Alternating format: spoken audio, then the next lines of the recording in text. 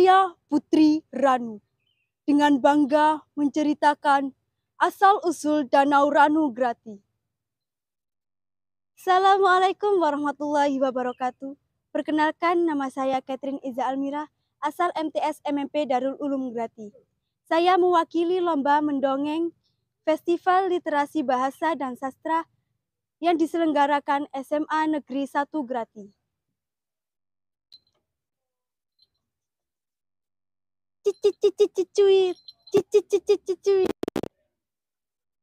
Pada zaman dahulu, Desa Kademangan Glindungan terkenal sebagai desa yang tentram.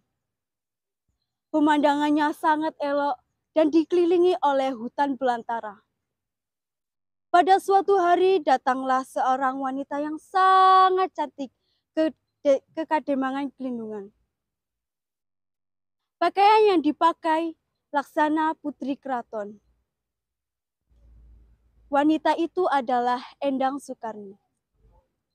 Endang Sukarni merupakan salah seorang di kerajaan Mataram. Karena terjadi kekacauan di Mataram, akhirnya dia meninggalkan kerajaan. Beliau menempuh perjalanan yang sangat panjang dan melelahkan. Setelah sekian lama perjalanan, akhirnya dia memutuskan berhenti sejenak sambil melepas letih.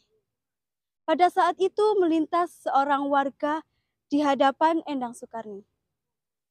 "Kasana, di daerah manakah saya berada?"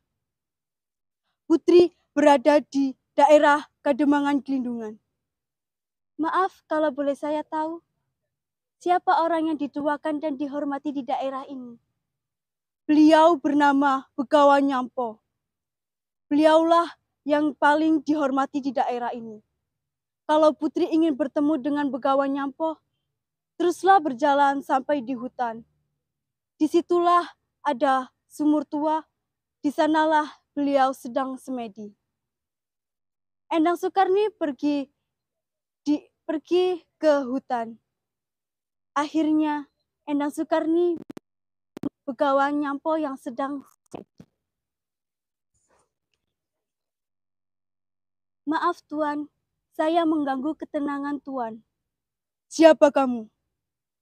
"Namaku Endang Sukarni." "Apa maumu?" "Saya ingin mengabdi kepada Tuan." "Baiklah kalau itu maumu.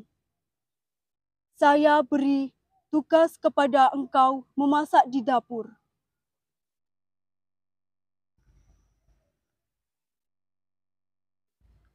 "Saya kasih pelatih ini kepadamu, tapi dengan syarat tidak boleh ditaruh di pangkuanmu." Hari demi hari Endang Sukarni melaksanakan tugas dari Begawan Nyampo memasak di dapur. Pada suatu hari, Endang Sukarni lupa dengan pesan dari Begawan Nyampo. Ditaruhlah belati itu di pangkuannya. Dan apa yang terjadi?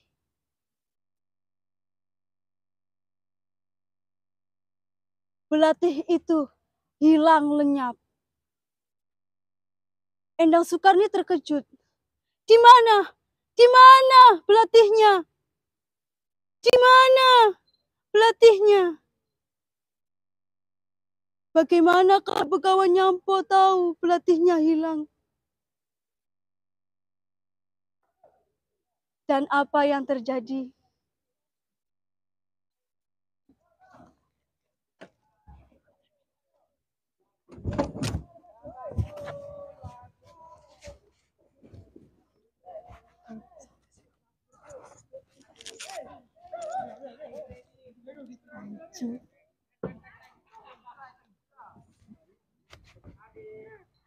Dan ternyata pelatih itu pindah ke janin, berubah menjadi janin di perut Endang Sukarni. Atas kuasa Tuhan, Endang Sukarni hamil. Selama 9 bulan berlalu, akhirnya Endang Sukarni melahirkan.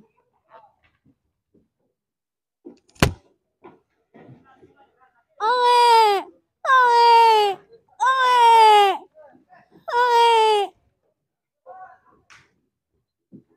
Endang Sukarni terkejut melihat wajah bayinya yang bukan bayi biasa. Wajah bayinya, namun wajah bayinya berkulit sisik dan berekor seperti ular.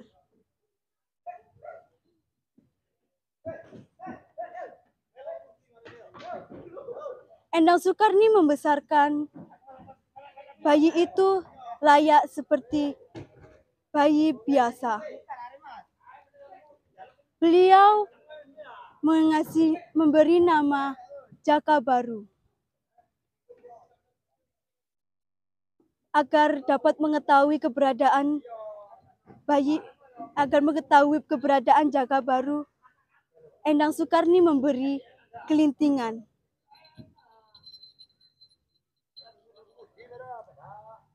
Dan diberi nama Baru Kelinting. Endang Sukarni merasa malu dengan wujud anaknya. Endang Sukarni berusaha mengusir Baru Kelinting dengan cara menyuruh mencari air dengan sekeranjang bambu yang berlubang. Apakah bisa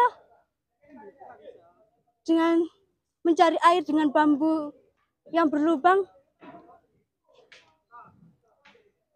Tentu tidak bisa. Dengan kecerdikannya, dia melapisi keranjang bambu itu dengan daun dan dilekatkan dengan air liurnya. Baru Kelinting sangat senang. Dia sudah mencari air. Namun, ibunya tidak suka. Begawan Nyampo akhirnya menyuruh Baru Kelinting bertapa di hutan. Baru Kelinting akhirnya ke hutan, memutari hutan tersebut.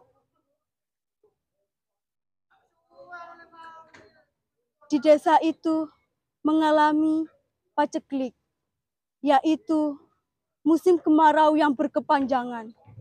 Warga tersebut kesulitan mencari makanan. Warga berburu hewan di hutan. Ada seorang kakek yang bernama Kek Kerti. Beliau matanya buta. Dia pergi ke hutan. Ada seorang warga yang tidak membolehi kakek itu pergi ke hutan. Namun dengan sifat kakek yang sangat keras, kakek tersebut pergi ke hutan. Kek Kerti pergi ke hutan, mengelilingi hutan. Akhirnya sekian lama memutari hutan tersebut, Kek Kerti beristirahat sejenak di bawah pohon. Dia menduduki akarnya. Akarnya bergerak-gerak. Apa ini sebenarnya? Kata Kek Kerti. Jangan takut, jangan kaget Kek. Wujudku memang seperti ini. Tapi aku tidak akan menyakiti manusia sepertimu.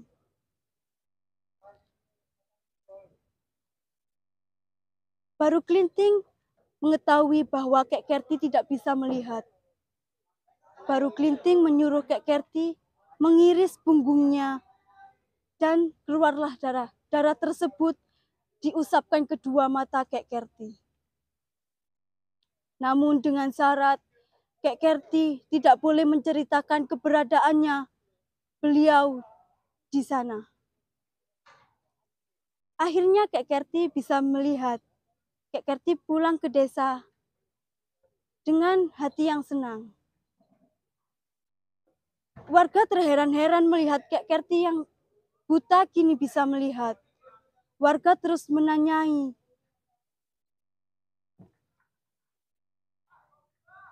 Kini Kek Kerti tidak menceritakan apa yang terjadi sebelumnya. Namun pada suatu hari Kek Kerti menceritakannya. Ada salah satu warga muncul ide untuk menyembelih baru kelinting.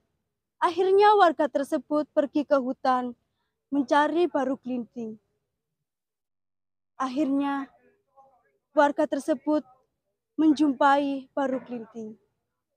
Baru kelinting itu disembelih atau beleh.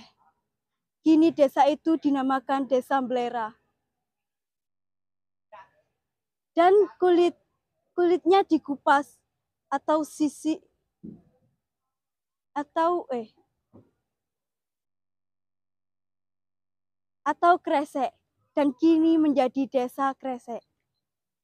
Bagian dagingnya dipotong menjadi 40 atau 40 bagian. Desa itu dinamakan Desa Petang-Puluh. Setelah dipotong-potong, daging itu dibakar atau tuno. Dan kini desa itu menjadi Desa Tunon atau Grati Tunon. Akhirnya warga berpesta selamatan desa. Ada seorang wanita yang tidak lain adalah Endang Sukarni meminta daging tersebut. Namun warga di situ tidak senang dengan kehadiran Endang Sukarni. Endang Sukarni mulai berputus asa. Ada seorang nenek yang mendengar tangisannya. "Kenapa kamu, Nak?"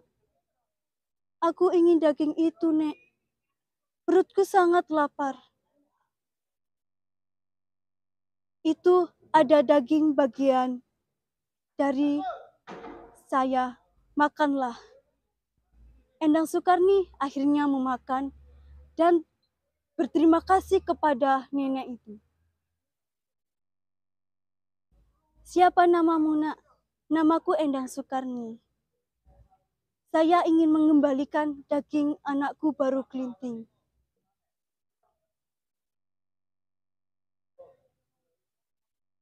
"Apa? Benar, itulah kenyataannya." Endang Sukarni hatinya mulai tidak tenang.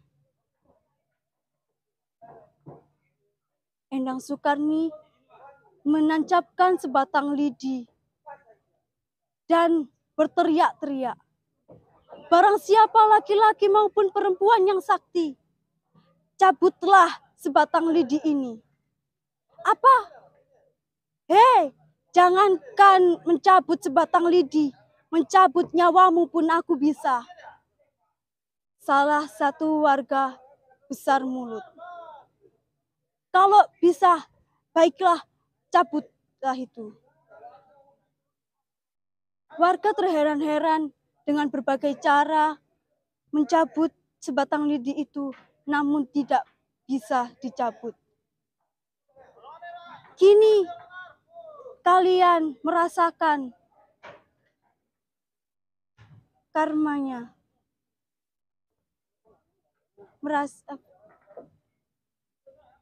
kesalahan kepada keluargaku. Endang Sukarni mencabut sebatang lidi itu, dan bekas tancapannya keluarlah sumber air yang sangat deras. Warga tersebut kaget, kesana kemari, mencari kesana kemari. Akhirnya warga tersebut tenggelam. Sumber air bekas tancapan tersebut kini menjadi danau yang sangat luas. Dan danau itu dinamakan Ranungrati. Nama itu diambil dari desa yang di dekat danau itu, yaitu Desa Ranuklindungan. Sekian cerita dari saya. Terima kasih disampaikan. Wassalamualaikum warahmatullahi wabarakatuh.